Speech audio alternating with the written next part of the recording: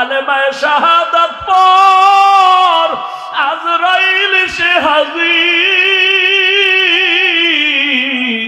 তাড়াতাড়ি কালেমা পড়। সালাবা কালেমা পড়তে না পড়তে দেখে প্রাণ পাখি নাই। মায়ার নবী সালাবার মাথা ধরিয়া কাঁদতেছেন আর বলে, ওমর তাড়াতাড়ি জানাজা রেডি করো, সালাবার কবর খনন করো, জানাজার প্রস্তুতি নাও। ওমর সাহাবায়ে কেরাম সবাই রেডি, গোসলের ব্যবস্থা করো। কাফন পরানো হলো, গোসল করানো হলো। রহমতের নবী কয়, সালাবার খাটিয়া আমি মুহাম্মদের কাঁধে দাও, আমি সালাবার খাটিয়া কাঁধে নিয়ে যাব। ওমর বলে, আমরাও কাঁধে নিলাম, সবাই ময়দানে যাচ্ছি, জানাজা হবে। মানুষ, হাজারো মানুষ তৈরি হয়ে গেল ময়দানে। কিন্তু দেখি তাকাইয়া আমরা পুরা পাও ভর করে করে হাঁটি, কিন্তু রহমতের নবী শুধু বৃদ্ধাঙ্গুলের উপরে ভর করে করে হাঁটেন। ওমর বলে, ইয়া রাসূলুল্লাহ, এত কষ্ট করে পা মোবারক ফেলেন কেন? পুরা পা ফেলে হাঁটেন না কেন? রহমতের নবী বলেন, ও ওমর, জানো না আমি দেখতেছি সালাবার উপরে আমার আল্লাহ এতটাই খুশি, আসমান থেকে কোটি ফেরেশতা ময়দানে হাজির। সালাবার জানাজায় হাজির হয়ে গেল। জানাজার পড়ার জন্য ফেরেশতারা এই পরিমাণ মাঠে আছে, আমি কদম দেওয়ার মতো জায়গা পাই না। আমি সালাবার জানাজার ইমামতি করব। ও এলাকার মা বোনেরা, যুবক বাবারা, ওরে অনিচ্ছায় একটা মহিলার দিকে নজর পড়ায় যদি সালামা এত কান্না করে, ওরে তুমি কি পরিমাণ গুনার সাগরে ডুব দিছো। নবীর আদর্শের দাড়ি নাই, টুপি নাই, নামাজ নাই, আমার নবীর কাতারে কেমন করে দাঁড়াইবা? পায়ে হাত রেখে বলি, এখনো সময় আছে, তওবা করো। আর জীবনে নবীরে কাদাইও না, দাড়ি কাটিও না রে যুবক। রহমতের নবীর আদর্শ কেমন? জীবনে নবী কোনদিন একটা মিথ্যা কথা বলেন নাই, কোনদিন আমার নবী কাউকে গালি দেন নাই। হাজারো গালি শুনছেন, নবী গালির জবাবও দেন নাই। আরো আশ্চর্য, রহমতের নবী কোনদিন দুটো চোখ মোবারক গরম করে কারো দিকে তাকান নাই। কেমন মায়ার নবী আমার! ওই নবী, তার আদর্শ পাইয়া ওমর দামি হয়ে গেল, আবু বকর দামি হয়ে গেল। এরে নবীর উম্মতের দল, ওই নবীর আদর্শ ছাড়া আমি কসম করে বলেছি এই জমিনে শান্তি কেউ দিতে পারবে না। আজকে নবীর আদর্শ যার কাছে নাই, তার মতো অশান্তিতে কেউ নাই। আর এত ভেজালে ভরা বাংলাদেশ, এরপরেও নবীর আদর্শ আমাদের কাছে যাদের আছে, আমাদের মতো শান্তিতে এই কোন জমিনে কেউ নাই। নবীজির আদর্শ নিয়ে যারা আছে, এদের মতো সম্মানে শান্তিতে এখনো কেউ নাই। এরে নবীর উম্মত, রহমতের নবী আমার এমন এক আদর্শ দিয়ে গেলেন, কিয়ামত পর্যন্ত নবী চ্যালেঞ্জ করে গেলেন, এই আদর্শ যদি তোমরা ধরে রাখো, জীবন চলে যাবে, কোনদিন তোমার সম্মান আর ঈমান যাবে না। রহমতের নবীর আদরের একজন সাহাবী সালাবা তার নাম, অল্প বয়সের, নবী বড় আদর করেন।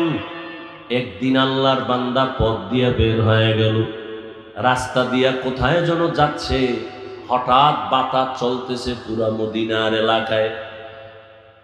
সালাবা নামের আল্লাহর বান্দা, অল্প বয়স, কিশোর, হঠাৎ রাস্তা দিয়ে হাঁটতেছে হাঁটতেছে, হঠাৎ করে চোখের নজর বাড়ির মধ্যে পড়ে গেল। বাড়ির মধ্যে একটা মহিলা গোসলখানায় ছিল, পর্দা লাগানো। হঠাৎ করে বাতাসে পর্দা উড়ে গেল। সালাবার চোখের নজরটা অনিচ্ছায় ওই মহিলার দিকে যখন পড়ে গেল, সাথে সাথে বাতাস আবার পর্দা ফালায় দিল। রহমতের নবীর আদরের সাহাবী, কিশোর সাহাবী সালাবা ভয়, ভাবতেছে কি হয়ে গেল। ভাবতেছে ভাবতেছে, হঠাৎ অন্তরের মধ্যে এই পরিমাণ ভয়। রহমতের নবী আমার এত আদরের, এত আদর করে, আমি তো ইচ্ছা করে ওই মহিলার দিয়ে তাকাই নাই, হঠাৎ করে নজর পড়ে গেল। আমার মাওলায় যদি নবীরে জানায় দেয়, আমি কেমনে নবীর সামনে লজ্জায় মুখ দেখাবো। ঢুকছে অন্তরে, ঢুইকা এমন ভাবে এটাকে ভাবাইল। সালাবা ভাবতে ভাবতে হঠাৎ চোখের পানি পড়া শুরু হয়ে গেল যে না, আমি এই অবস্থায় আমার নবীর সামনে যাব না।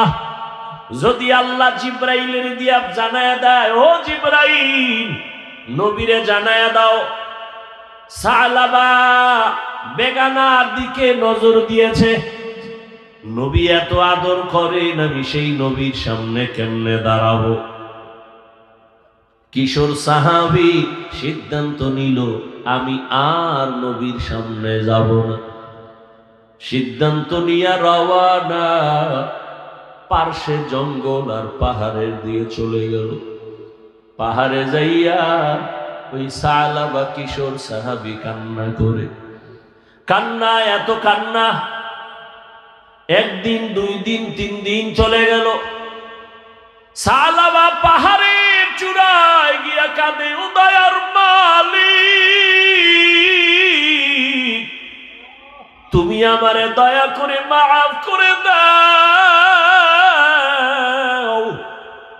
আমি রহমতের নবীর সামনে কেমনে দাঁড়াবো। চোখের পানি ছেড়ে পাহাড়ের ওই চূড়ায় গিয়া কান্না করে। ও আমার কলিজার যুবক, সারাটা রাত মোবাইল সামনে নিয়ে জেনা করতেছো,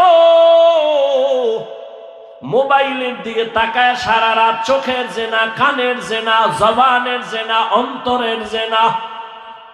আর ওই নবীর সাহাবী কিশোর সালাবা নবীর সামনে কেমনে দাঁড়াবেন। পাহাড়ে চলে গেলেন, ওই পাহাড়ের চূড়ায় কান্নার আওয়াজ। 1 দিন, 2 দিন, 3 দিন, এভাবে যেতে যেতে 1 মাস সালাবা নবীর কাছে নাই। 1 মাস পেরিয়ে যখন যায়, নবী একদিন ডানে বামে তাকায়, হঠাৎ করে সালাবার কথা মনে পড়ে। ওমরে ফারুকের ডেকে বলে, এই ওমর, সালাবারে দেখি না, কোথায় আমার আদরের সালাবা? সালাবার খবর নাই। ওমর সহ সব সাহাবায়ে কেরাম বলেন, ইয়া রাসূলুল্লাহ, আজকে প্রায় 1 মাসের বেশি সালাবারে দেখি না, কোথায় সালাবা? নবী কয়, ওমর যাও, জলদি করে যাও, সালাবারে খুঁজা তারপরে আমার সামনে নিয়ে আসো। মায়ার নবীর অন্তরের মোহাব্বতের টান, কিশোর সালাবারে খুঁজতে বের হয়ে গেল। ওমর সহ অনেক সাহাবায়ে কেরাম, কোথাও পাওয়া যায় না। কই সালাবা? ঘুরতে ঘুরতে ওই পাহাড়ের পাদদেশে গিয়ে দেখে মানুষ। ও ভাই, তোমরা কি এখানে কোনো কিশোর ছেলে দেখছো সালাবা নামে? কয় না তো। ওমর বলে, হ্যাঁ বলো, খুঁজে বলো। একজনে কয়, হ্যাঁ, একটা ছেলে দেখছি প্রতিদিন সকাল 9-10টার দিকে এখানে আসে, পাহাড় থেকে নেমে হালকা কিছু খাইয়া আবার চলে যায়, দেখি তার চোখ গড়ায় শুধু পানি পড়ে। কান্না করে করে আসে, আবার কান্না করে করে চলে যায় পাহাড়ে। ওমর বলে, তো এখানে প্রতিদিন আসে? বলে, হ্যাঁ। ওমর বলে তো এখানে বসি, কালকে তো আসবে বলে আসবে। সাহাবা সহ ওমর বসে আছেন। ঠিক পরের দিন পাহাড় থেকে সালাবা নেমে আসতেছেন। এই সেই ওমরের দেখা ভয়। ওমর বলে কোনো ভয় নেই সালাবা রে, আজকে 40 দিনের কাছে হলো রসুল তোমারে দেখে না, নবীর অন্তরে মায়ার আগুন জ্বলে উঠছে, তাড়াতাড়ি চলো, রহমতের নবী আমাদের পাঠাইছে তোমাকে নেওয়ার জন্য। কি পরিমাণ ভালোবাসা! ওমর কান্না করে আর বলে রে সালাবা, তোর কপাল ভালো, কারণ আমার মায়ার নবী তোমারে খুঁজতে পাঠাইছেন। সালাবা কাঁদে আর কয় ওমর ভাই আমি যাব না, নবীর সামনে কেমনে দাঁড়াবো, আমি অন্যায় করে ফেলেছি, বড় লজ্জা পাই। ওমর বলে রসুল থেকে ওয়াদা নিয়েছি তোরে না নিয়ে যাব না। সালাবার হাত ধরিয়া জোর করে মদিনার নবীর পথে রওয়ানা। রহমতের নবীর সামনে ওমর সালাবারে নিয়ে হাজির। সালাবা কান্না করে করে বেহুশ। মায়ার নবী বসায় কয় আয় সালাবা, 1 মাস আমি তোরে দেখি না কেন? সালাবা কাঁদে, নবী আমারে আল্লাহ মাফ করবেনি। সালাবা কাঁদতেছে। নবী বলেন আমার উরুর উপরে মাথা লাগাইয়া রেস্ট নাও, শুয়া শুয়ে একটু আরাম করো, কান্না বন্ধ করো, তুমি যদি অন্যায় করো আমার মাওলা মাফ করে দিবেন। সালাবা কান্না করে কান্না করে কান্না করে আর এদিক সেদিক দৌড়াতে চায়। রহমতের নবী বলেন সালাবা কান্না বন্ধ করো, আর কাঁদিও না। সালাবা একবার নবীর উরুর উপরে মাথা লাগায় আবার বসে, আবার নবী শুয়ায়া দেয়, আবার বসে। হঠাৎ করে কান্নার এক পর্যায়ে সালাবা কয় ইয়া রাসূলুল্লাহ, আমার পিঠের মধ্যে পিপিলিকার মতো কি যেন হাঁটে। রহমতের নবী চোখের পানি ছেড়ে কয় রে সালাবা, কালেমায়ে শাহাদাত পড়, আজরাইল এসে হাজির, তাড়াতাড়ি কালেমা পড়। সালাবা কালেমা পড়তে না পড়তে দেখে প্রাণ পাখি নাই। মায়ার নবী সালাবার মাথা ধরিয়া কাঁদতেছেন আর বলে ওমর তাড়াতাড়ি জানাজা রেডি করো, সালাবার কবর খনন করো, জানাজার প্রস্তুতি নাও। ওমর সাহাবায়ে কেরাম সবাই রেডি, গোসলের ব্যবস্থা করো। কাফন পরানো হলো, গোসল করানো হলো। রহমতের নবী কয় সালাবার খাটিয়া আমি মুহাম্মদের কাঁধে দাও, আমি সালাবার খাটিয়া কাঁধে নিয়ে যাব। ওমর বলে আমরাও কাঁধে নিলাম, সবাই ময়দানে যাচ্ছি, জানাজা হবে, মানুষ হাজারো মানুষ তৈরি হয়ে গেল ময়দানে। কিন্তু দেখি তাকাইয়া আমরা পুরা পাও ভর করে করে হাঁটি, কিন্তু রহমতের নবী শুধু বৃদ্ধাঙ্গুলের উপরে ভর করে করে হাঁটেন। ওমর বলে ইয়া রাসূলুল্লাহ, এত কষ্ট করে পা মোবারক ফেলেন কেন, পুরা পা ফেলে হাঁটেন না কেন? রহমতের নবী বলেন ও ওমর জানো না, আমি দেখতেছি সালাবার উপরে আমার আল্লাহ এতটাই খুশি, আসমান থেকে কোটি ফেরেশতা ময়দানে হাজির। সালাবার জানাজায় হাজির হয়ে গেল। জানাজার পড়ার জন্য ফেরেশতারা এই পরিমাণ মাঠে আছে, আমি কদম দেওয়ার মতো জায়গা পাই না। আমি সালাবার জানাজার ইমামতি করব, ও এলাকার মা বোনেরা, যুবক বাবারা, ওরে অনিচ্ছায় একটা মহিলার দিকে নজর পড়ায় যদি সালাবা এত কান্না করে, ওরে তুমি কি পরিমাণ গুনার সাগরে ডুব দিছো। নবীর আদর্শের দাড়ি নাই, টুপি নাই, নামাজ নাই, আমার নবীর কাতারে কেমন করে দাঁড়াইবা?